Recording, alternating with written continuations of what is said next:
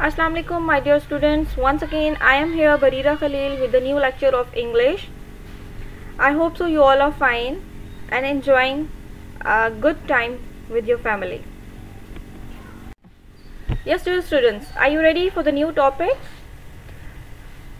Kindly open your student book page number 35. We will discuss some remaining topics from unit 3. And at the end of the lesson there will be a test. Our today's topic is the prefix "un". What are the prefixes? What is prefix "un", where we have to use them and how we can use them, we will learn in this lesson. Kindly open your book, student book, page number 35. So what are the prefixes? A prefix is a group of letters we add to the front of a word. I repeat, a prefix is a group of letters. Fine, it's a group of letters, and where we add them? We add them to the front of a word. Okay, and prefixes change the meaning or purpose of the word. It can change the meaning and purpose of a word. Like you can see here, how has the word meaning been altered?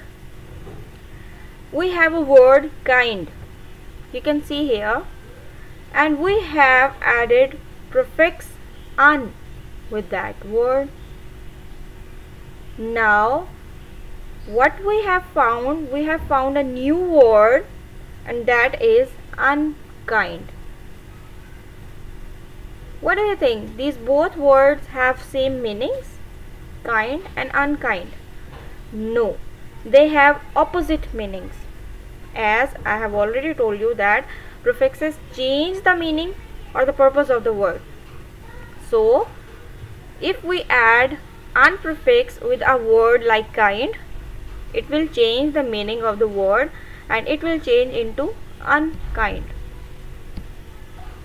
Fine, the word has become its opposite meaning, its antonyms. As I have already told you, you can add the prefix "un" to a verb to describe the opposite action. Okay, first they packed the boxes. Packed. Now we have a word packed.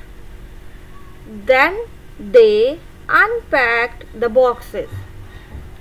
We have added "un" with packed. So now we got an opposite word of packed, unpacked. Fine. Here's an example. My mom was unwell at the weekend with a bad cold. Unwell. Well was a word and we have added "un" with that. So we got another word with the opposite meaning, unwell. Yes, obviously the prefix "un" means opposite, like unhappy, not happy, unlock, to release the lock off, unpack, to open and remove the contents of, untie, to unfasten.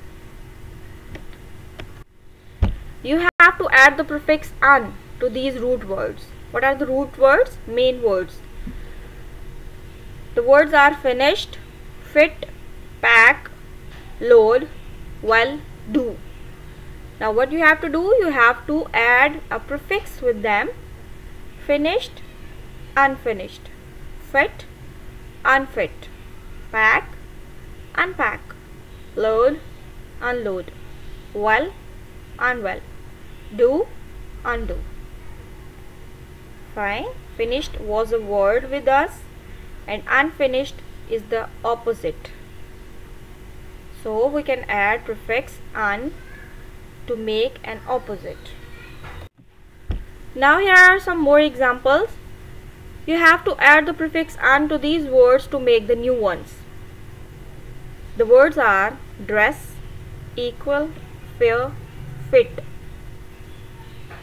Now how you can make the new ones? By adding "un".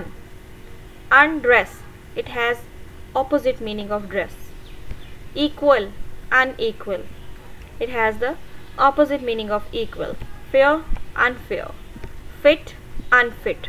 They have opposite meanings.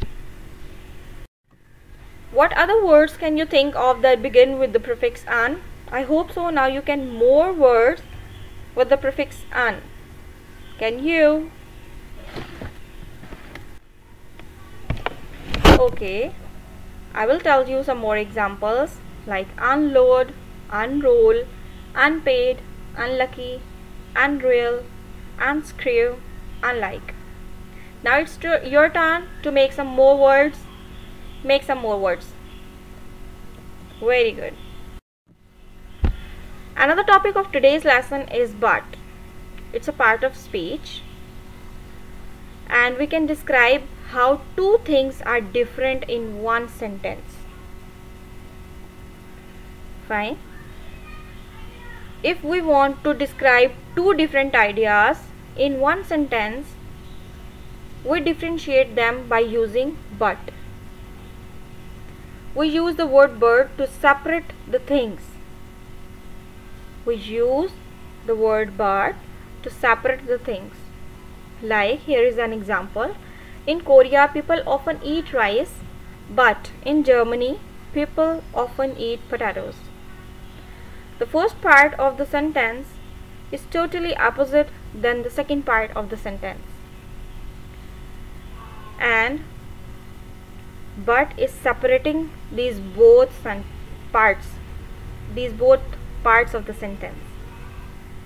So we can say that but is the word to separate the things, and if we want to describe two different ideas in one sentence, we use but. On your page number 35 of your student book, you can have some more examples, and I hope so you can also make some more sentences using but. Your homework is you have to prepare a test of Unit 3. Dear students, we have already gone through with Unit 3. A video was already shared with you about Unit 3. All the work pages are shared with you of Unit 3. The remaining topics are shared in this video now. I hope so you will be able to prepare a good test of Unit 3. The remaining pages will be shared soon, inshallah. So good luck for your test. I hope so you will give your best. So my all best wishes are with you. Please, please, please stay at home, stay safe, take good care of yourself. We will meet next week, inshallah. Good day.